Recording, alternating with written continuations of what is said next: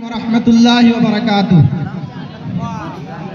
नहमदुहु व नुसल्ली अला रसूलिहिल करीम, अम्मा बाद, फ़अऊज़ु बिल्लाहि मिनश शैतानिर रजीम, बिस्मिल्लाहिर रहमानिर रहीम।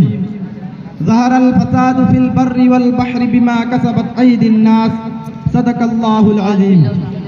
आदरणीय सभापति महोदय, माननीय शिक्षकगण एवं अतिथिगण और मेरे सहपाठियों, आज मैं आपके समक्ष मेरा जीवन और कुरान के विषय पर कुछ पंक्तियां रखना चाहता हूँ। मुझ पर विभिन्न मुसीबतें क्यों आती है? जो मुसीबत तुम्हें पहुंची वह तो तुम्हारे अपने हाथों की कमाई से पहुंची, और बहुत कुछ तो वह खुदा माफ कर देता है। जो मुसीबत भी धरती में आती है और तुम्हारे अपने ऊपर वह अनिवार्यतः किताब में अंकित है। इससे पहले कि हम उसे अस्तित्व में मिलाएं, निश्चय ही यह खुदा के लिए आसान है। यह बात तुम्हें इसलिए बता दी गई ताकि तुम उस चीज का अफसोस ना करो जो तुमसे जाती रहे, और ना उस पर भूल जाओ जो उसने तुम्हें प्रदान की हो। खुदा किसी तरह वाले बड़ाई जताने वाले को पसंद नहीं करता।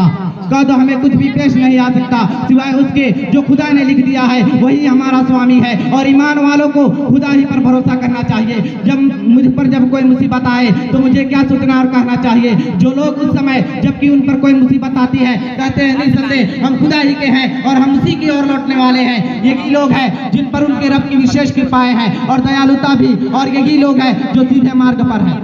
मुझ पर जब कोई मुसीबत आती है क्या वह मेरी बर्दाश्त से अधिक होती है? खुदा किसी जीव पर बस उसकी समृद्धि और समय के अनुसार ही दायित्व का भार डालता है।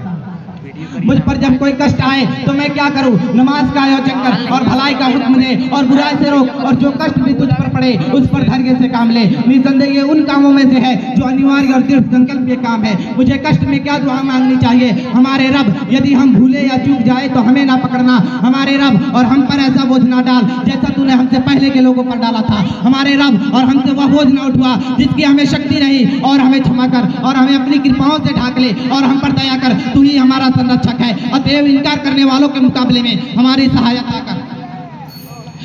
मैं खुदा से किस चीज के साथ मदद मांगू? धैर्य और नमाज से मदद लो। निसंदेह यह नमाज बहुत कठिन है, किंतु उन लोगों के लिए नहीं जो डरने वाले हैं। ऐ ईमान वालों, जो अच्छी पाक चीजें अल्लाह ने तुम्हारे लिए हलाल की है उसे हराम ना कर लो और हद से आगे ना बढ़ो। निश्चय ही अल्लाह को वे लोग प्रिय नहीं है जो हद से आगे बढ़ते हैं। मुझ पर जब कोई मुसीबत आती है क्या वह मेरी बर्दाश्त से अधिक होती है? खुदा किसी जीव पर बस उसकी सामर्थ्य और समय के अनुसार दायित्व का भार डालता है। और लोगों से अपना रुख ना फेर और ना धरती पर इतरा कर चल। निश्चय ही अल्लाह किसी अहंकारी डींग मारने वाले को पसंद नहीं करता। खुदा बिगाड़ फैलाने वालों को पसंद नहीं करता। निसंदेह खुदा ज्यादती व अत्याचार करने वालों को पसंद नहीं करता। निश्चय हुआ सत्य का इनकार करने वालों को पसंद नहीं करता। निसंदेह खुदा किसी विश्वासघाती अकृतज्ञ को पसंद नहीं करता। तुम उस चीज का अफसोस ना करो जो तुमसे जाती रहे, और ना उस पर भूल जाओ जो उसने तुम्हें प्रदान की हो। खुदा किसी इतराने वाले बड़ाई जताने वाले को पसंद नहीं करता। मैं इन्हीं चंद बातों से अपनी भाषण खत्म करता हूँ। धन्यवाद।